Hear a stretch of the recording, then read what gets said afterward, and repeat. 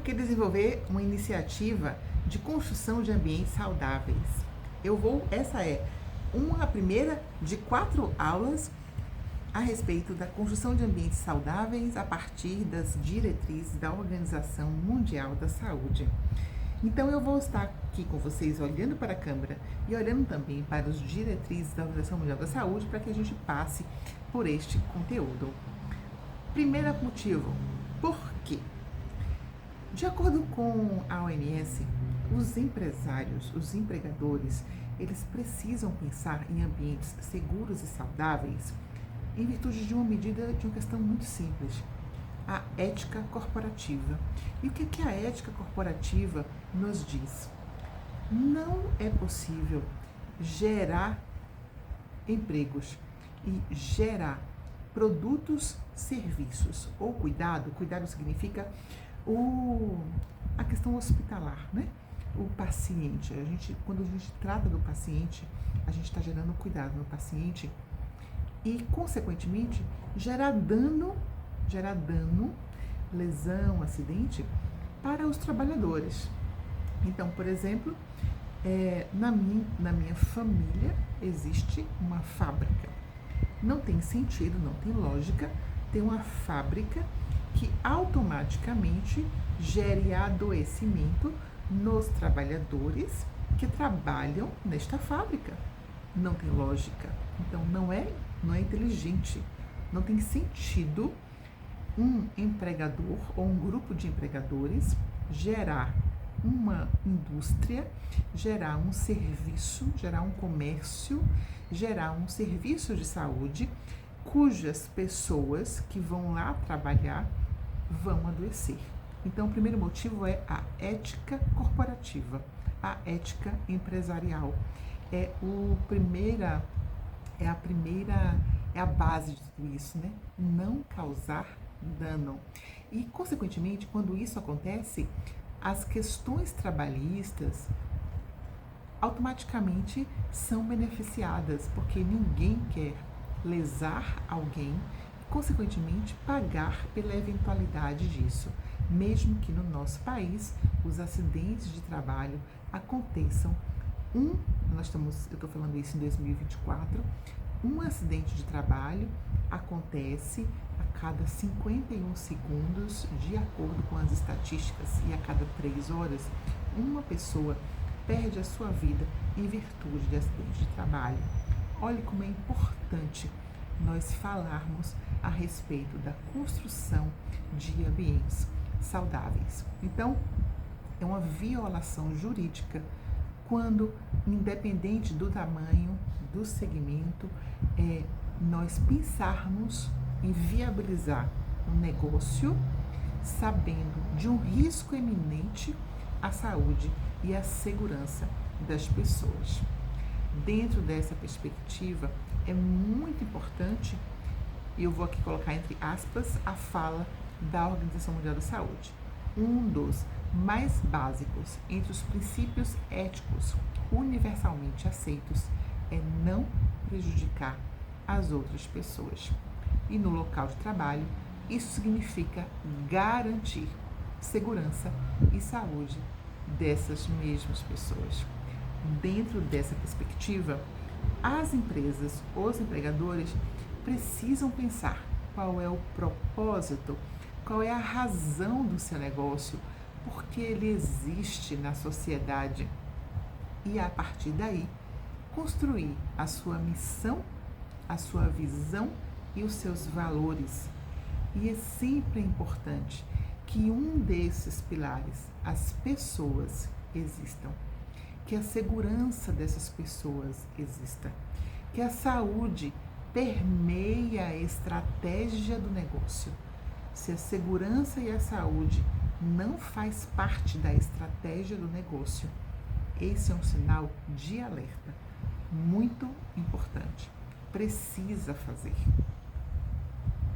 E a dimensão ética, ela é fundamental, é um pilar para sustentar a perspectiva de não lesão e respeito a esses princípios universais. E qual é a definição de um ambiente de trabalho saudável. Um ambiente de trabalho saudável, de acordo também com a Organização Mundial da Saúde, é aquele em que os trabalhadores e as lideranças, que os trabalhadores e os gestores colaboram. Eu não estou falando de competir, eu estou falando de colaborar, de conversar, de alinhar. É claro que nesse processo não significa que vai haver consenso sempre. Eu não estou falando que vai ser fácil, não estou falando que vai ser tranquilo, que vai ser simplesmente em uma mesa de negociação da primeira vez que as coisas vão ser ajustadas.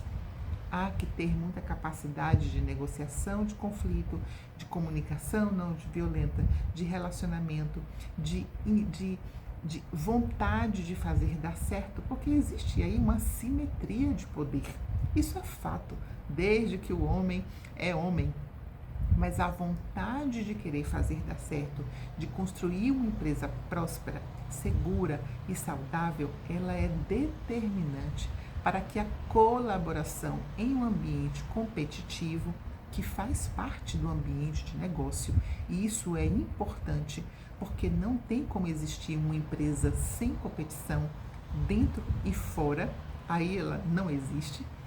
Sem essas características, a gente não consegue, de fato, criar soluções interessantes. Quero abrir um parênteses, gostaria de convidar vocês a assistir o vídeo sobre empatia, porque ele trata a respeito de como ela é importante quando a gente tem pontos de vista discordantes.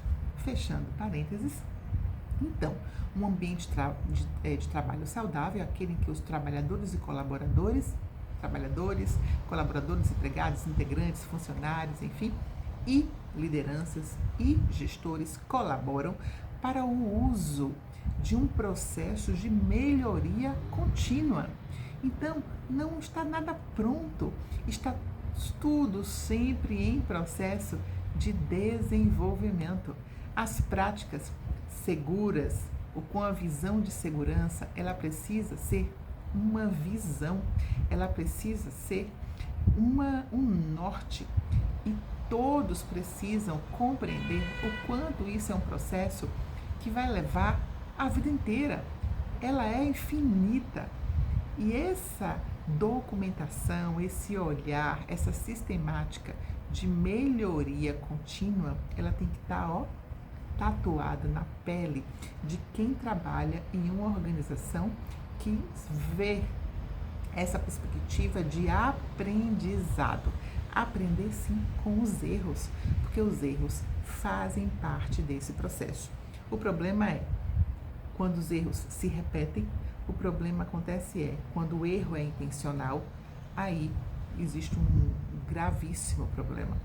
Mas o processo de melhoria contínua, essa habilidade de aprender com os erros e de crescer com eles, e claro, gente, buscar as boas práticas, faz parte das organizações que estão neste processo de serem ambientes saudáveis. Então, um ambiente de trabalho saudável é aquele em que os trabalhadores e gestores colaboram para o uso de um processo de melhoria contínua, da proteção e promoção da segurança, saúde e bem-estar de todos os trabalhadores e para a sustentabilidade do ambiente de trabalho. Sustentabilidade, uma palavra que tem sido falado tanto, cada vez mais, né? Seja em virtude da sigla ESG, né? Environment, Sustainability e Governance, né? Que a gente, enfim, é indissociável. Nós precisamos pensar na perenidade do negócio e não só sob a perspectiva dos trabalhadores, mas de todos os stakeholders, enfim, dos clientes, dos fornecedores, dos acionistas, da sociedade, dos órgãos reguladores, de todo mundo que contribui, todas as partes interessadas que contribuem para que aquele negócio sobreviva. Seja aquelas pessoas que de fato estão ali no entorno, a comunidade, né, local, também aquelas pessoas que estão distantes. Afinal de contas, hoje, qual é a empresa que potencialmente não é globalizada? Então, ter essa visão de sustentabilidade do negócio, ela é muito, muito, muito importante. Falando em bem-estar, que faz parte do conceito da construção de ambientes saudáveis, também gostaria de trazer aqui um conceito que essa ideia é calcada na humanização do trabalho e na responsabilidade social. Eu estava falando aqui, do ESG, envolvendo o entendimento das necessidades e aspirações do indivíduo. Cada vez mais a gente tem falado sobre os valores da organização, e aí elas são definidas a partir principalmente do seu fundador e da sua diretoria, alinhadas com as aspirações e os valores também daquelas pessoas, dos trabalhadores, dos empregados, enfim, que estão trabalhando dentro dessa companhia, ajudando a geração da sua riqueza. E aí existem todas aquelas estratégias normalmente lideradas pela área de recursos humanos para fazer com que a pessoa certa ocupe o cargo certo pelo tempo certo, Isso não significa a saída dessa pessoa final disso, mas que ao longo desse tempo a pessoa desenvolva as suas habilidades, cresça e possa depois ocupar outros projetos, outros cargos, sempre evoluindo junto com a organização. Segundo Ana Cláudia França, ela é professora de Economia e Administração e Contabilidade lá da USP, da Universidade de São Paulo.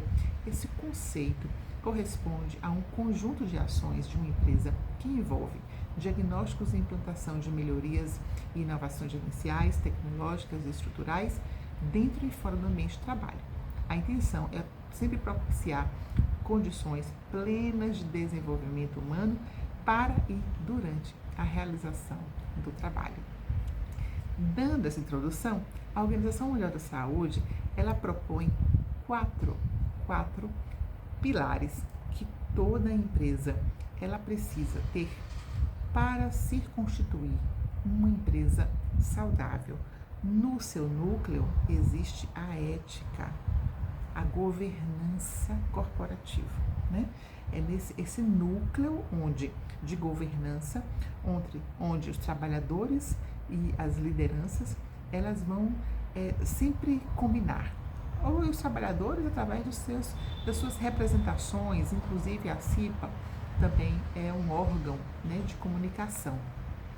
Através de ética e os valores, então existe esse compromisso, esse núcleo forte. Esse núcleo forte sustenta esses 4 pilares que eu vou falar, cada um deles nas próximas aulas, mini aulas, sustentando dentro de um processo de melhoria contínua.